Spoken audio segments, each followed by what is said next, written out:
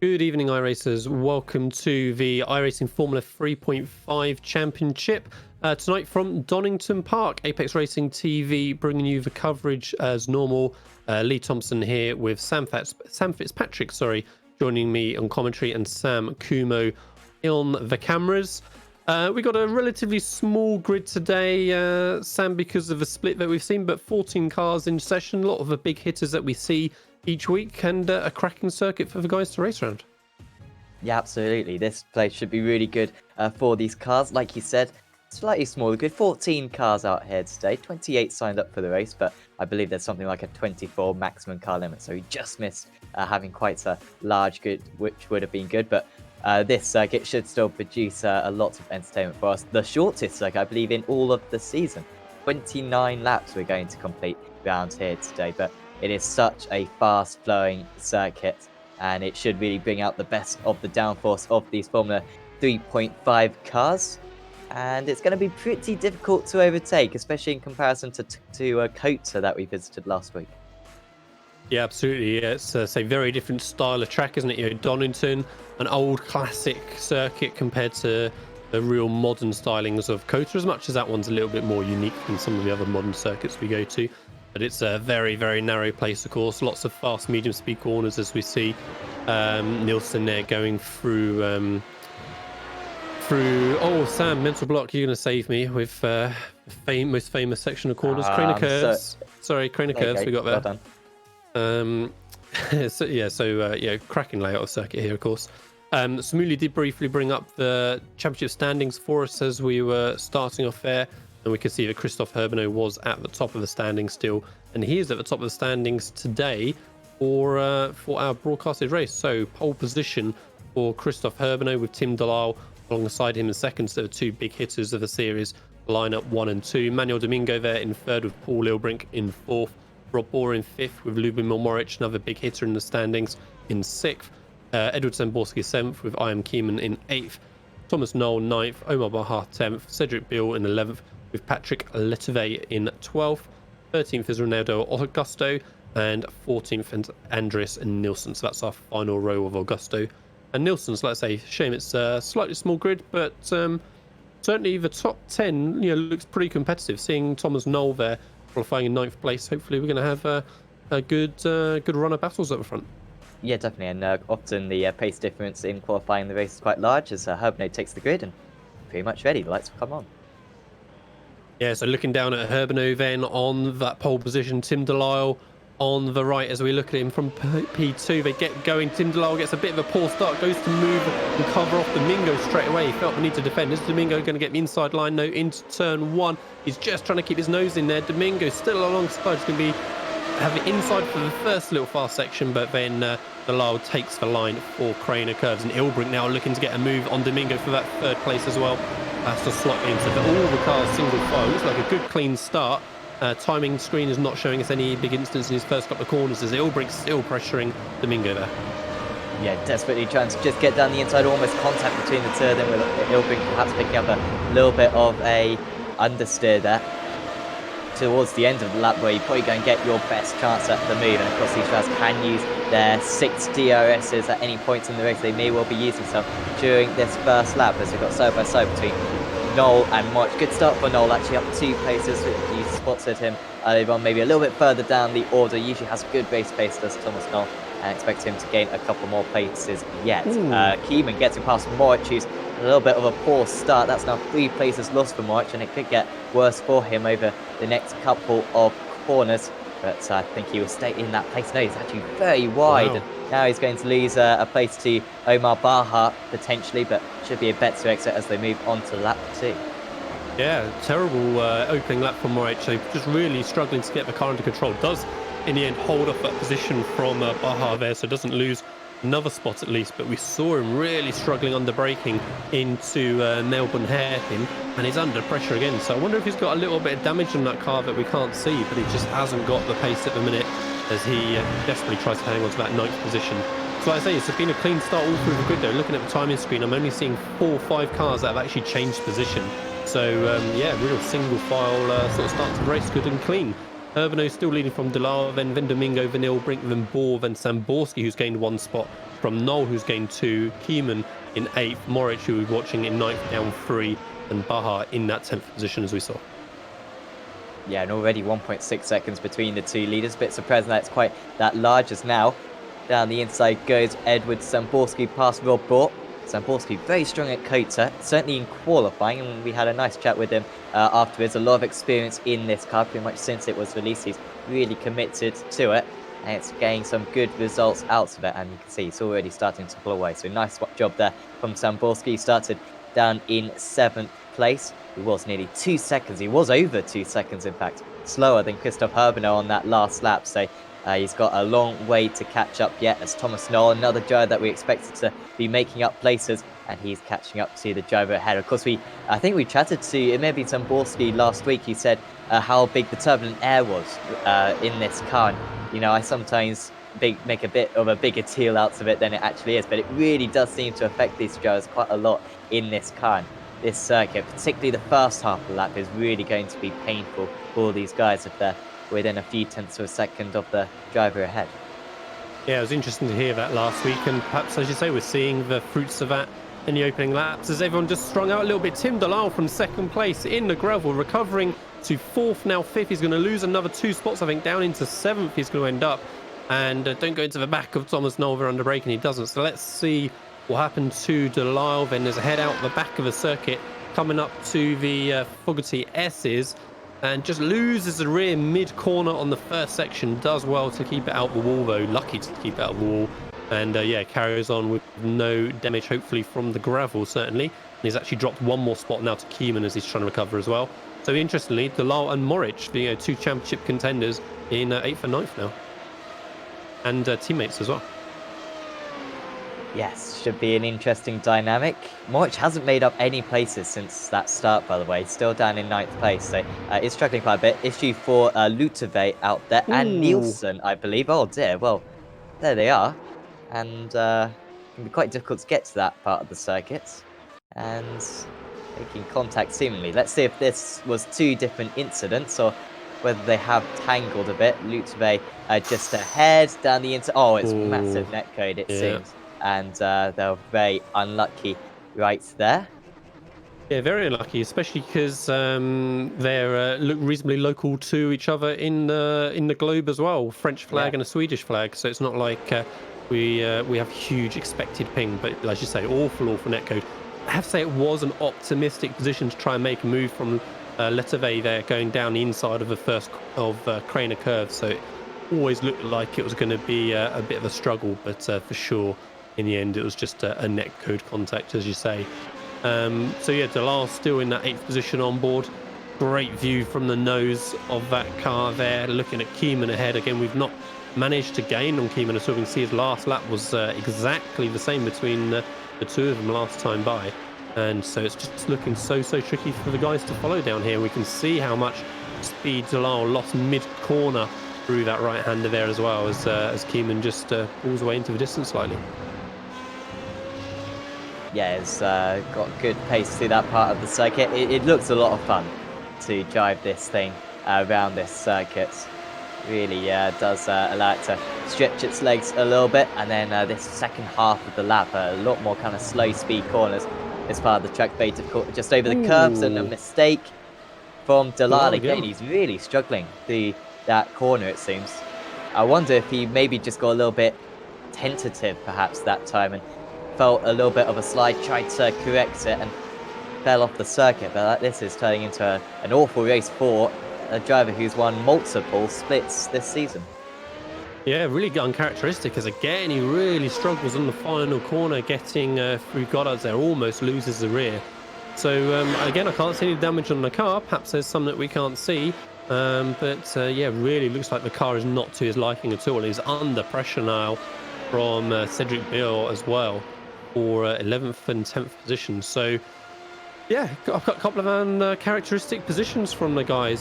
Seeing Moric down there, Delisle down there, a couple of these guys struggling. Yeah, it's a tricky technical circuit, but I wonder if maybe temperatures are super low and just everybody's struggling with tyres maybe.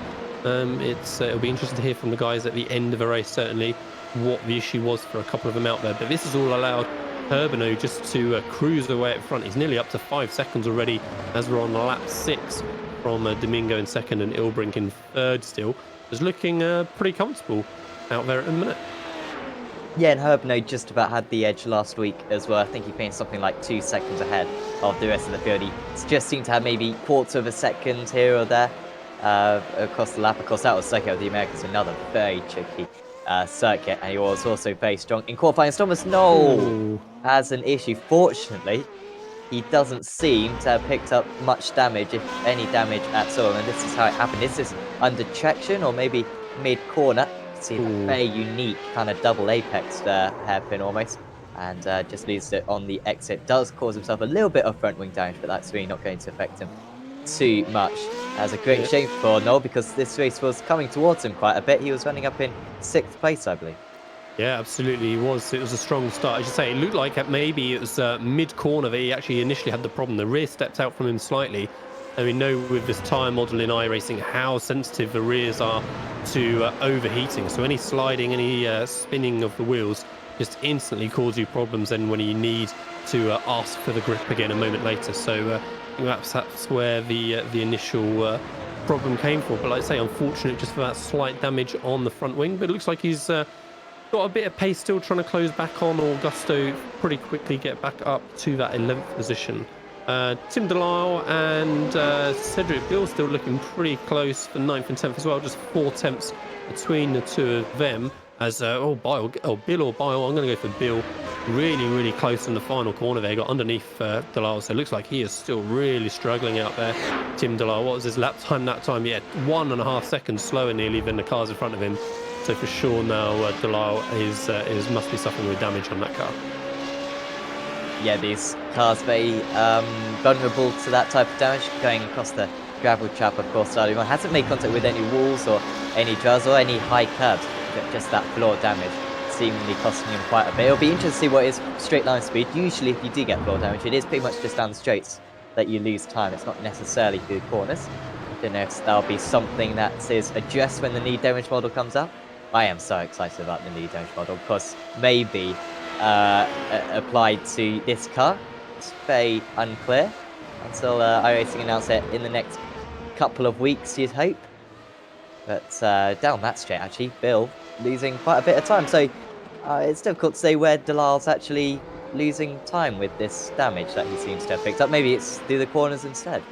Yeah, I think so. We're seeing him locking into Melbourne hairpin there as well, and we saw how close Bill was in the previous lap through this final corner. So definitely looks like it's maybe slow to medium speed corners that he's particularly struggling on at the minute. But having said that, his last lap was a decent chunk quicker again. Actually, he was back up to the pace of the cars in front of him was Tim Delisle. So maybe he just had a real iffy last lap that we missed.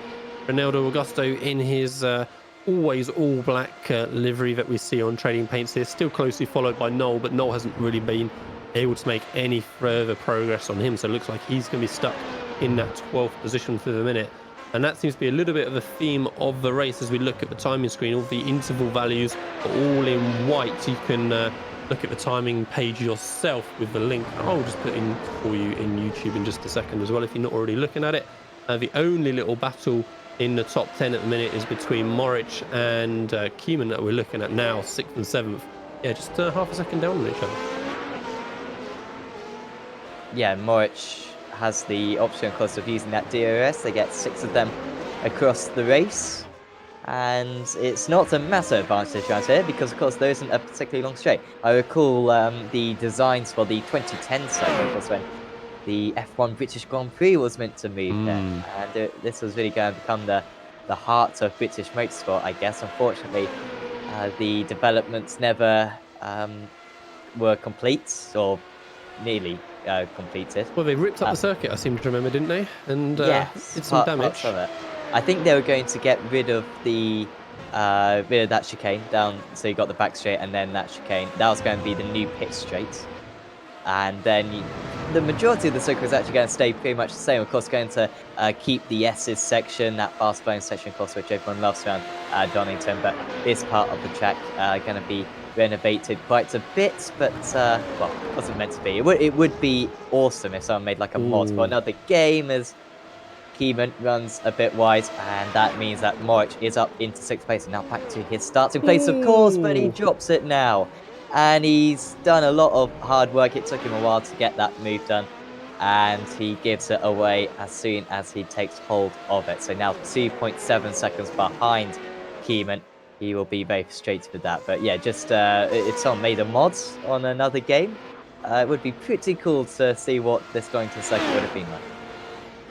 Yeah, absolutely. So these guys like they're really like they're struggling with this car circuit combination tonight. But as I say, what could have been with Donington, you know, instead of that, we've got the renovated Silverstone circuit with fantastic facilities that we have at Silverstone. Suits me because I'm half hour away from that circuit rather than traveling to Donington. But as you say, it would have been nice to have for sure had another track with that kind of status in the country, as Keeman recovering from an issue now as well, drops 1 or 2 spots down into 10th, and Noel instantly behind is ahead of Augusto now as well. So here's the replay from Keeman going down the Craner curves. Where is he going to have his issue? Just a little bit too much curb on the inside. Like you can see from the camera angle how the car just bounced and didn't like the reaction to the inside curb, and yeah, that just brought the rear round for him. Did well to not come across the track too far when he regained. Nice safe rejoin, and he's right in the thick of things straight away. 8th, 9th, 10th battle between Delisle, Bill and Keeman now. Of course, he was ahead of Morich, so 4 places lost for Keeman there. But he did seem to have good pace, so he might have a good chance at passing Cedric Bill now. And Tim Delisle, he's chopped back with his times. Really confusing what's happening to Delisle right now, because he's just set 2 more 14s when he got into the low 13s at just a few laps ago. Look how racy Keeman is. He might even put his nose out on the inside. Not necessarily the wisest move. Bill leaves him a lot of space, and that is a swooping move around the outside by Keeman. Not a whole lot that Bill could do to resist that attack.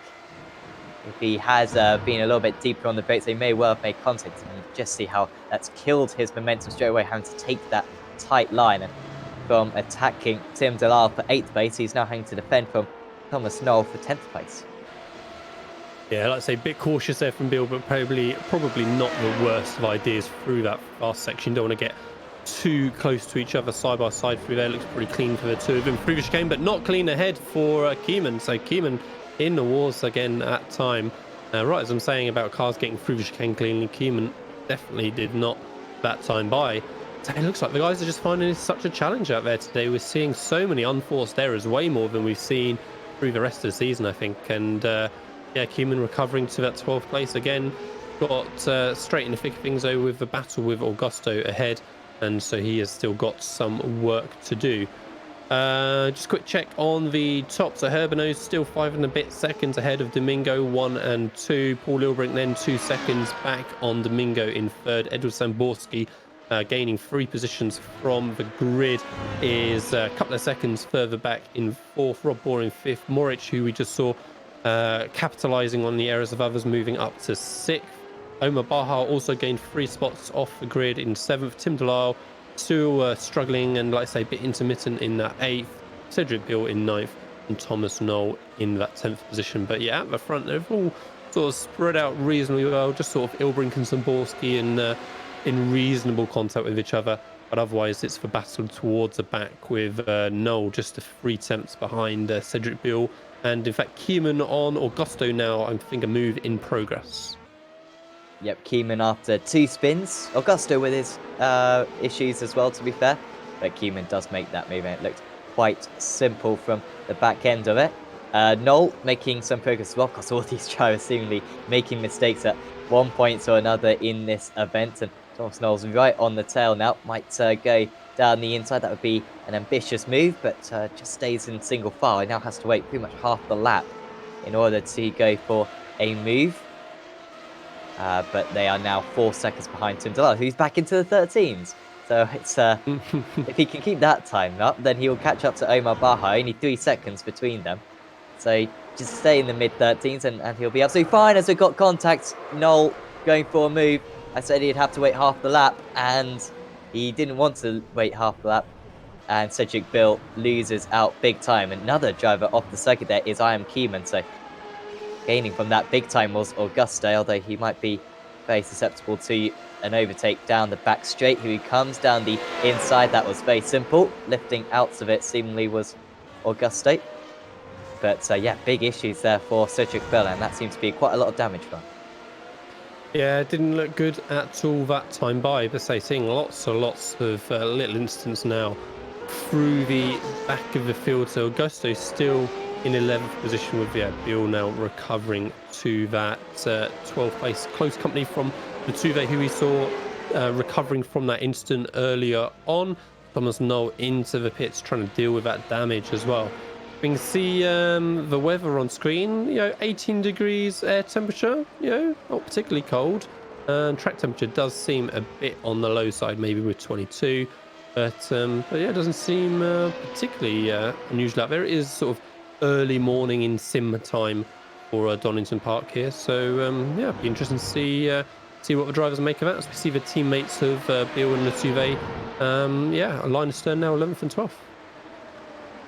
Another thing that we desperately need for iRacing is lower temperatures. I do go on about it quite a bit, but turning up to Silverstone in January and it being 18 degrees is not very realistic, as Augusto, he was being very stable out there. He was Mr. Consistent, not making mistakes, and he's just made one. So that's cost him 2 places. Looking like he could get a pretty good result out of this race. And it's a slightly unusual mistake there. Stayed on the racing line. Seemingly that's the line that everyone else is taking. But perhaps just a bit greedy trying to get the power down because these cars without traction control. Yeah, no, it seemed a bit of a strange one. That one looked like it was all under control. And from the outside, it just snapped without any apparent warning. So yeah, shame for Augusto there. But managed to carry on without too many more issues. Bill and Latuve looking a little bit feisty now into turn 1. Latuve trying to get that move on his teammate. A little bit of a tighter line through turn 1 really gives him the nose under the gearbox of his teammate on the approach to Craner curves, but just a little bit optimistic to try and make anything happen through Craner curves unless you're already right up alongside. And so Latuve sensibly just keeps hounding his teammate, trying to wait for that opportunity, see if a mistake comes, and he can make a little move as Herbino fastest lap of the race. We can see on screen now 1 minute 12. We won 7-8 tenths quicker than anybody else his last lap. And Latuve got a good run down here. Is he going to go for a braking move? He's not. Decides to hang back into the chicane. Teammate looked like he took a lot more curb, and we could see how much more speed Bill was able to take that time by, because he took that straighter line through. A little bit deep miss in the apex for Bill. Little lock up on the right front we could see there as well. And that's just given Latuve those couple of tenths back again. Yeah, you can understand how it might be a little bit tricky for Latuve to follow through that chicane as well, just struggling to turn in at the right point, especially with the pace that these Formula 3.5 cars carry, of course. Seems like he's very reluctant to go for a move when he's behind into the braking zone. I think he's got to be alongside. If he's going to go for it, it's Rob Bohr, who was running in a very simple 5th place, and he's had a self-spin. That looks very similar potentially to the incident that Augusto had just a couple of laps ago. Fortunately for Bohr, he's still 4.5 seconds ahead of Omar Baha. But that's disappointing for Bohr because, I mean, pretty much everyone has made a mistake and he's the latest to commit one. Yeah, as you say, we hadn't really seen any issues from him. We could see him still struggling, presumably with the tyre temperature, I guess, as he was trying to get on the power there. All over the place was the car. Did well not to end up spearing into the wall that time by. And even there off the final corner, we could still see the rear really protesting as he put the loud pedal on. But yeah, wow, does not look like the day you want to be driving these cars out on that track, as again the car snaps on him under acceleration, getting on the power. Yeah, I wonder how much of this is guys going aggressive with the setup for the lap time and the qualifying pace maybe, versus just these cars being undrivable in this session. But God, I think I much prefer being commentating on this race than sitting in those cockpits. Yeah, definitely.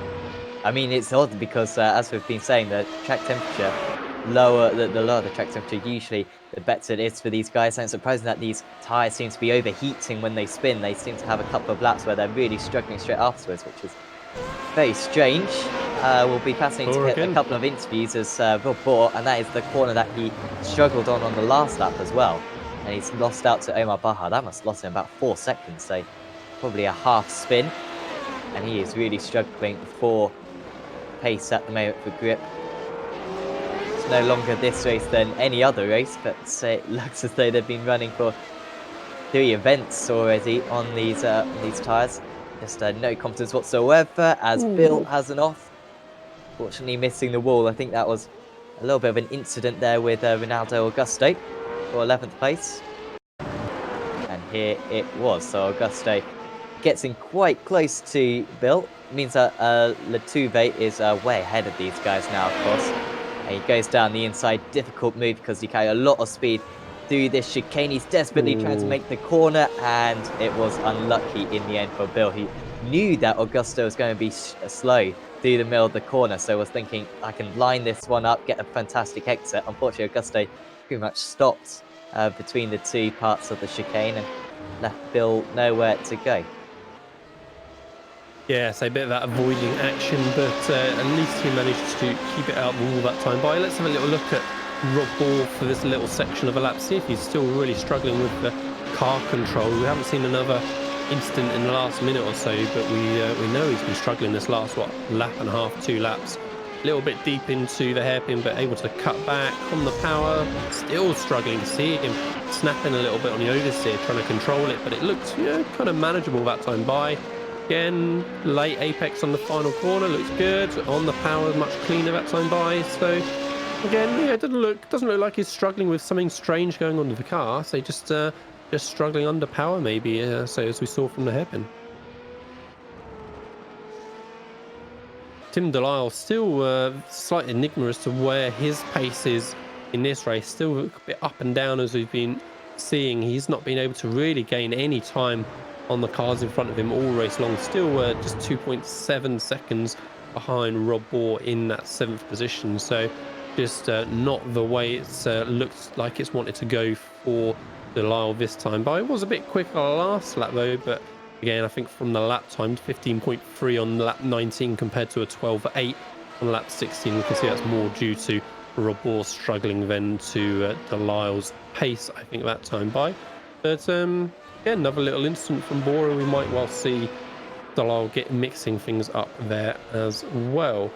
Fastest lap of the race still is Christophe Herbinot, our race leader at the minute. 1 minute 12.06 seconds, half a second quicker than anybody else has managed, and more than a second quicker than Tim Delisle's now. So yeah, Tim Delisle's definitely struggling out there today, as we've seen. Let's have a look through the chicane for Christophe, see how it compares to some of the other cars we've been seeing.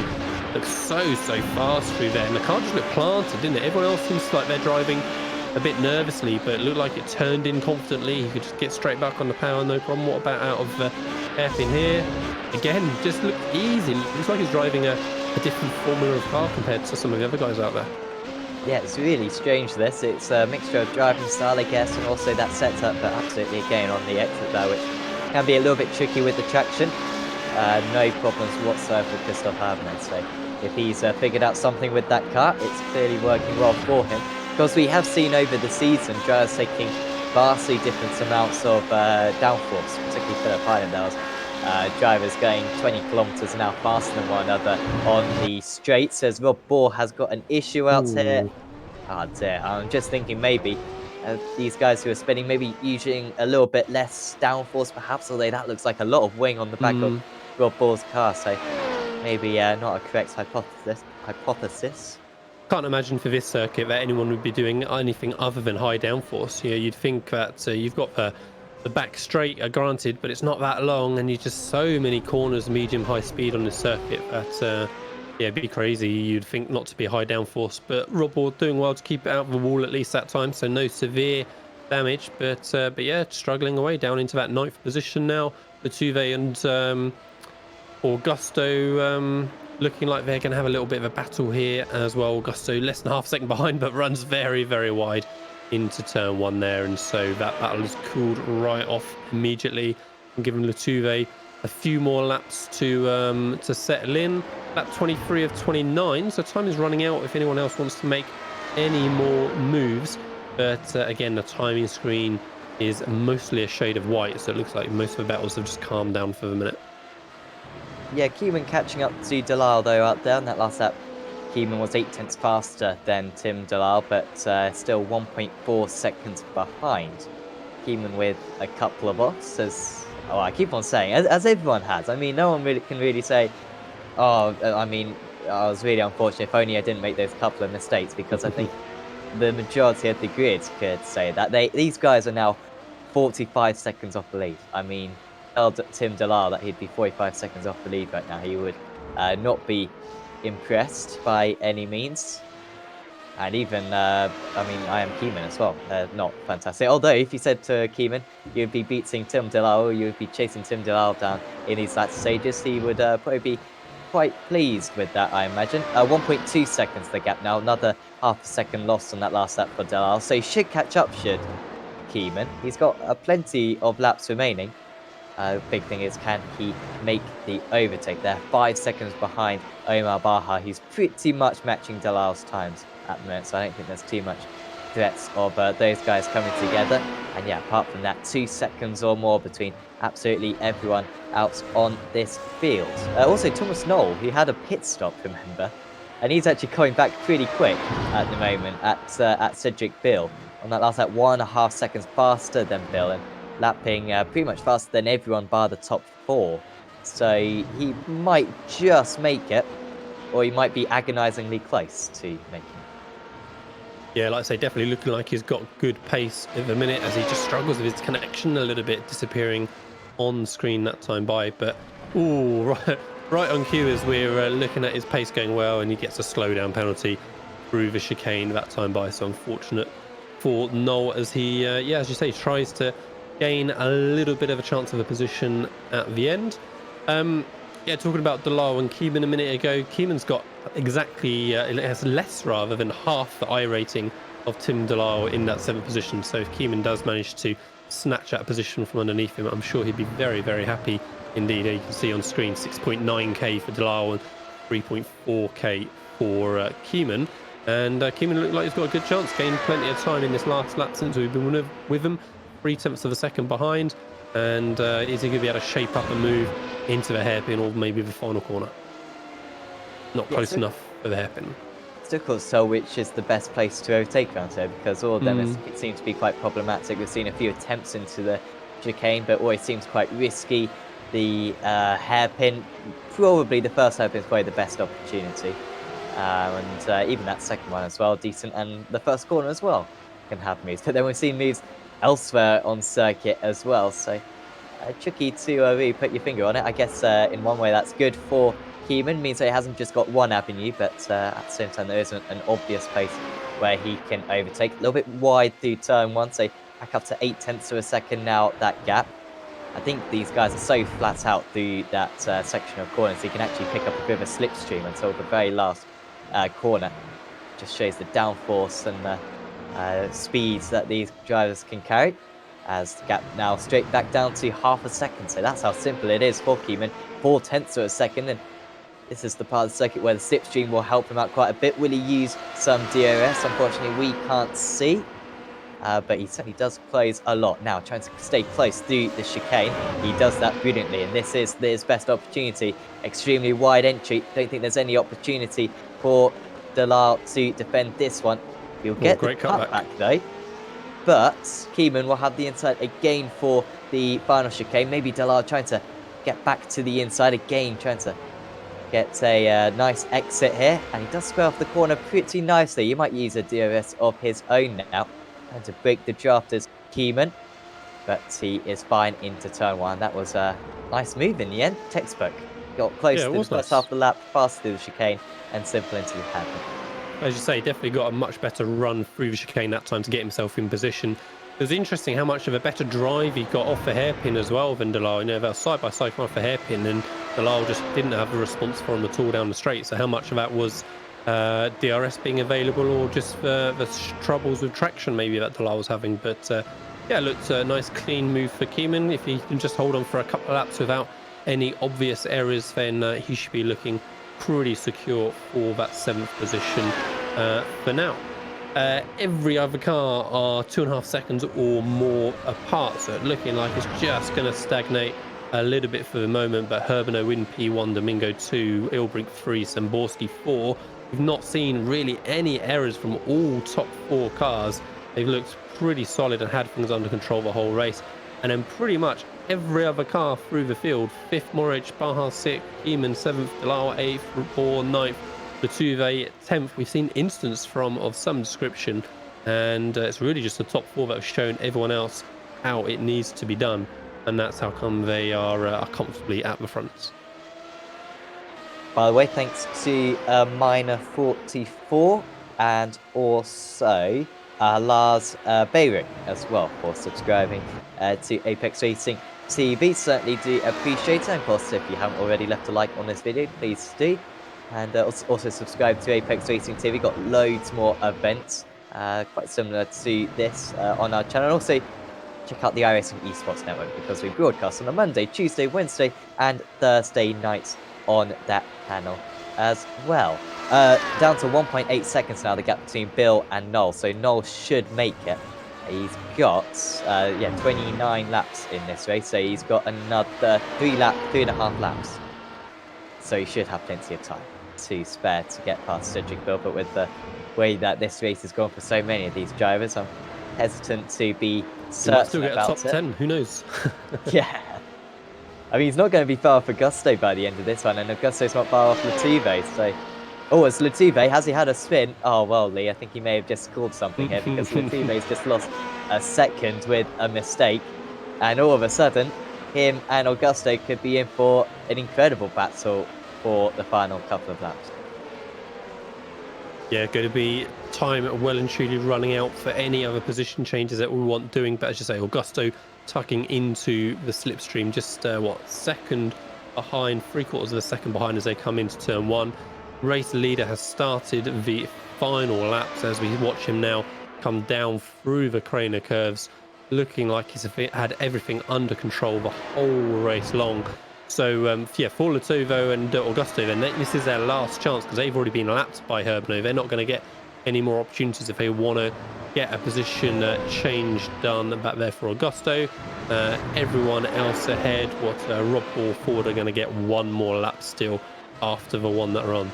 But Herbino just looking under control, not look like he's put a foot wrong all race.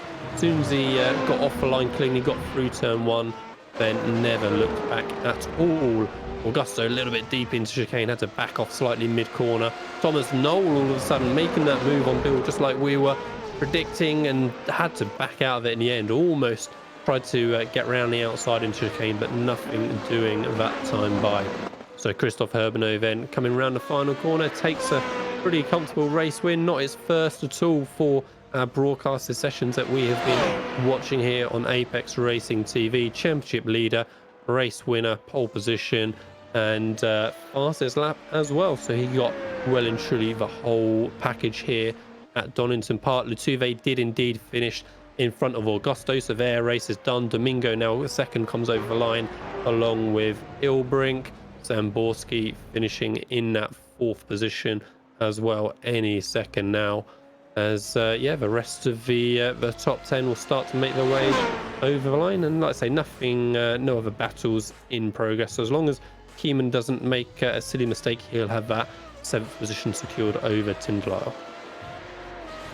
Yeah, Domingo nearly got caught by Ilbrink. He lost 3 seconds in the last 2 laps. I think he was losing a little bit of time as well before that. So Manuel Domingo, maybe he was running out of fuel right at the end, but big struggle for pace at near the end. But in the end was enough for him. Also Baja was losing quite a bit of time to Keeman at the end. I think if that had gone on for another 29 laps, we would have still had some good battles. I think we would have had some more mistakes as well, which would have made things quite interesting. But what a unique race that was. I mean, that was so many mistakes from some absolutely terrific drivers, a lot of experience in this car. I'm sure they've visited this circuit in this car before, but I mean, lots of errors out there from the drivers, just showing the difficulty of this place. Yeah, it was a strange one. Like I say, I'm looking forward to hearing from the drivers, what the problems were out there. We've never seen so many unforced errors. We had, some decent overtakes. We didn't see any real crazy moves made, but just a little bit of netcode here and there, a little bit of bad luck with drivers going off trying to avoid contact. But otherwise, as you say, it certainly made for an interesting race, seeing this ebb and flow through the top 10 especially. And as I said, in the end, it was the top 4 that really showed everyone else how to get around this circuit safely, as Christophe Herbinot ended up finishing 18 seconds ahead of Manuel Domingos. What was it, a 29-lap race, 18 seconds ahead? You told us earlier, Sam, that it's the shortest circuit of the season, so that is a monster of a amount of time to put in per lap around this circuit for Christophe Herbinot. So Manuel Domingo, as I said, finishing in that second position, Paul Lilbrink in third, Edward Samborski in fourth with Lubomir Moric in fifth, Omar Bahar in sixth with Im Keeman in seventh, Tim Delisle in eighth with Rob Bohr in ninth. Everyone else then was a lap or more down, so Patrick Latuve in 10th with Ronaldo Augusto in 11th, Cedric Bill in 12th, Thomas Knoll did only take that 13th position in the end, and Andreas Nilsson unfortunately did not finish in 14th after that contact early on with, I want to say, Latuve. I'm going to go with Latuve. Yes, it was. Yeah. Yep. So Donington Park, as they bring in certainly a good action-packed race out there. Narrow track for the guys to have to negotiate, as we said earlier on. As I said, these cars you'd think would be pretty suited to it. Medium high-speed corners, as you said, flying around, but it looked fairly tricky for them out there. So remember, drivers, if you want to come in for an interview, then the link for Discord is in the YouTube chat, courtesy of Samuli Kumo, always on the case and getting that link in nice and quick. I see Paul Lilbrink in the interview waiting area, but his mic is currently muted, so we'll leave him in there for a minute until perhaps he is absolutely ready to go, and we can have a quick look at the race start again and see how come it ended up so sort of civilized, it seemed, in the opening lap, Sam, as we saw everyone kind of getting into single file pretty early on. Yeah, it was a really good launch actually for Herbinot from the pole position. A little bit of side-by-side just behind. Delisle was up in second place at one point. It feels like a long time ago that was the case. I managed to hang off Domingo quite simply. And yeah, it was just a single file for pretty much all the guys. They knew where to stick their cars. It was a very good start for Thomas Knoll, of course, gained a couple of places, I think, by this stage of the opening lap. And this was pretty much Ilbrink's best chance of getting past Domingo. We were talking about quite how aggressive those guys were being, but in the end, those were two of the only guys who didn't make mistakes out there. So they certainly kept it under wraps near the end. But yeah, that was as close as Ilbrink got until the very last lap of the race to the driver who ended up in second place. Yeah, and I think pretty much from this moment on for Ilbrink, I think he had a very uneventful race, but we can hear from the man himself and see if that was indeed the case. So Paul Ilbrink joins us in the commentary booth. Good evening, Paul. Congratulations on yet another podium position. We see them week in and week out from you. Looks like, unfortunately, that after the first lap you had a pretty lonely race, I think. Yeah, I hoped the race was a bit more interesting further back, because like at the front it seemed quite tame after the first or second lap.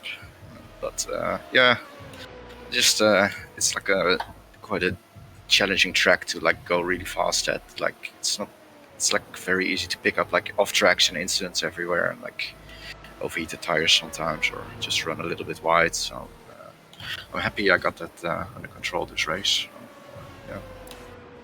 Yeah, it's a shame it was not an interesting race for you. I'm glad to say that for us, the viewers, we definitely had an interesting race. It seemed that every other car, outside of the top 4, so yourself, Delisle, Domingo, and sorry, not Delisle, yourself, Domingo, Herbinot, and Samborski, sorry, outside of the top 4, every other car in the whole field either was involved in an incident in overtaking, or more commonly just had an unforced error, generally under traction.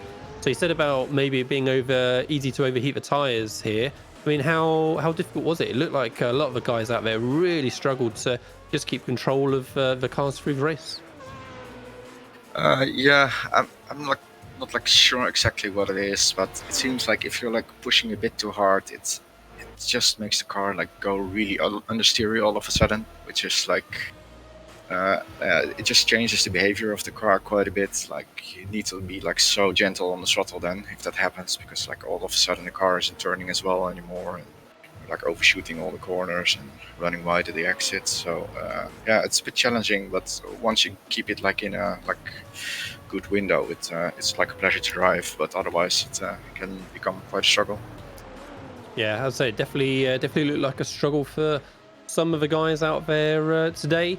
Looked like you guys had no real answer for Christoph in that first position, finishing nearly 20 seconds down the road. What do you think the difference was with his pace? Is it something he had maybe different philosophy with setup, or just his noses way around this place?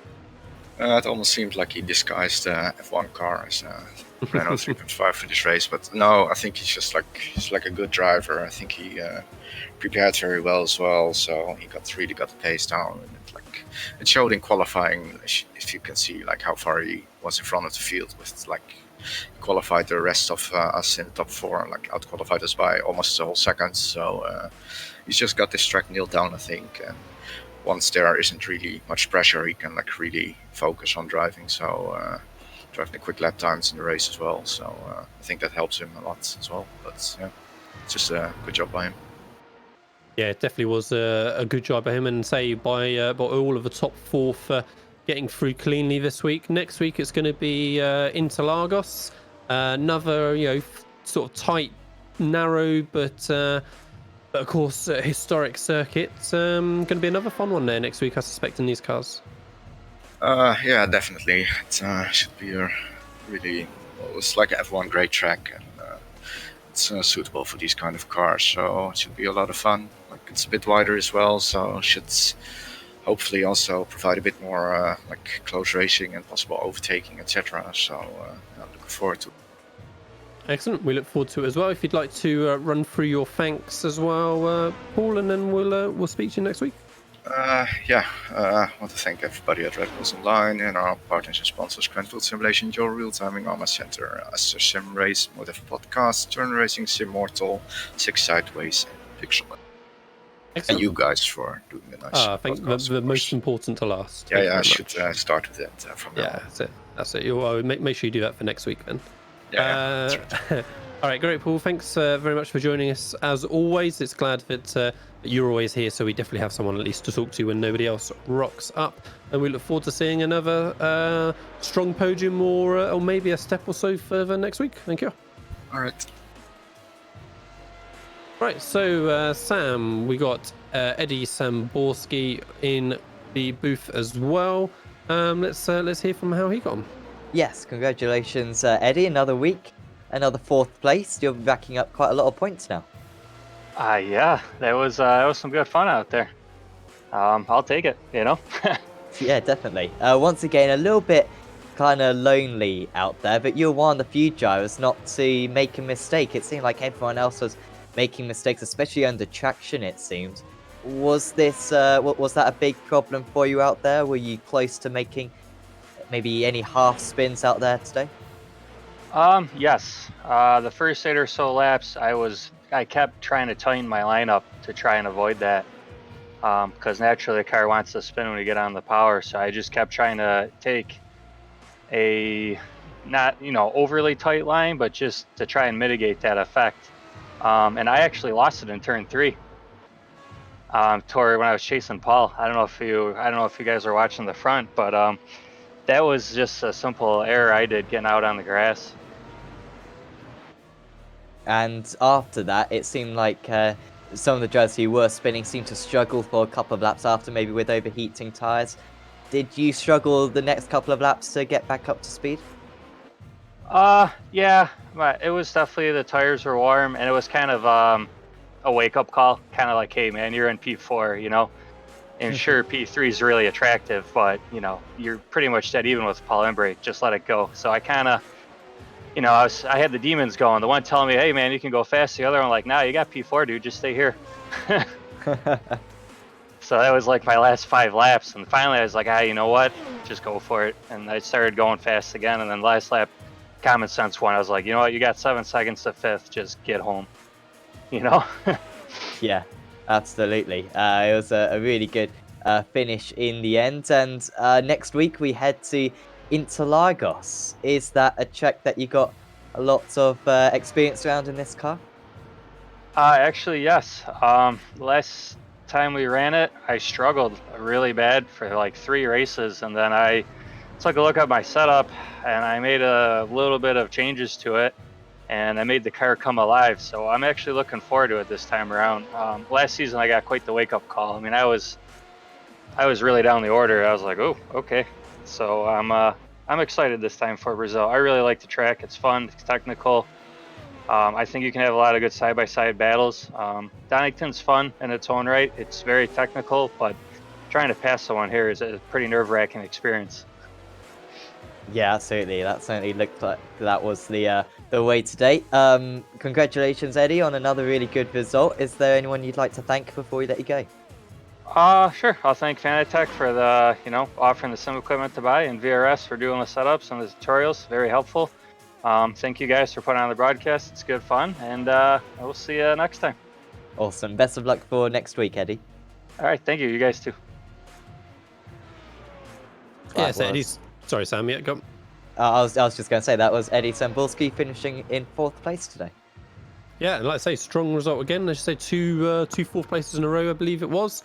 It'll be great to see if he can, if he's confident in Interlagos next week. It'd be great to see if he can scrape into the podium maybe in the broadcasted race, and I'm sure he'd be extremely happy with that indeed. And we're going to be very happy to see Interlagos as well next week. As a cracking circuit, of course. As Eddie was saying, it's definitely going to allow a little bit more of an opportunity for side-by-side racing than maybe Donington was. I love how the middle of Interlagos, of course, keeps switching back and forth between lefts and rights, and it just allows for side-by-side action to continue on for half a lap practically until they get to the back straight. So that will be good to see at the same time next week, 8 o'clock GMT, as will the rest of our schedule that we've got lined up this week for you. So tomorrow morning, 9:45 GMT, is the Aussie Mixed and Fixed GT Series. Always a cracking race there, brought by our Australian crew. Should be Johnny Simon on lead comms, Daniel alongside him with Scott Newton then in a broadcast role. Then Monday night we've got a week of World GT Series. That'll be on the iRacing Esports Network. Then late night on Monday or early Tuesday morning, depending how you look at it, 1:15 GMT is going to be the Rickmatech GT Challenge Series from our American broadcast crew, actually, I think this week, with an Australian commentator mixed in there as well for good measure. Tuesday morning, 8:45 GMT is the official IMSA series. BSR MX5 then Tuesday evening, 8:15. They've only got a couple of rounds left of their monster season. So BSR MX5 has been a 36-week season, I believe. So they are just down to their final 3 weeks as the championship comes to a close. Another championship was coming to a close. It's going to be Sim Racers World, Wednesday, 8 o'clock. They're actually finishing their season a week earlier than everybody else. So they have just got the 2 weeks remaining. That will be brought by Sam Fitzpatrick and Marco Barbanera. ARL TCR, then Thursday evening, 8 o'clock GMT as well, before we come back to IndyCar Series next Friday evening. I believe they're at Indianapolis Oval next week. So that will be obviously a classic one to be watching from Marco Barbanera and Austin Knights. V8s as well, Sam, next Saturday. They've just got a couple of rounds left of their season, I guess, as well. You and Marco bringing us that one. How's the V8 shaping up? Very well, and of course, potentially next season we'll have the new V8, so that will be a nice boost for the season. But yeah, 2 more rounds to go, tight championship as well, so certainly do recommend checking that out on Saturday evening, because well, personally it's usually my favorite race of the week. Excellent. Well, we can all look forward to that as well. Then, as you say, 6:10 GMT next week. That'll be our broadcast then for the evening. So Lee Thompson, Sam Fitzpatrick and Samulu Kumo on cameras. We look forward to seeing you again at Interlagos for the iRacing 3.5 Championship next week.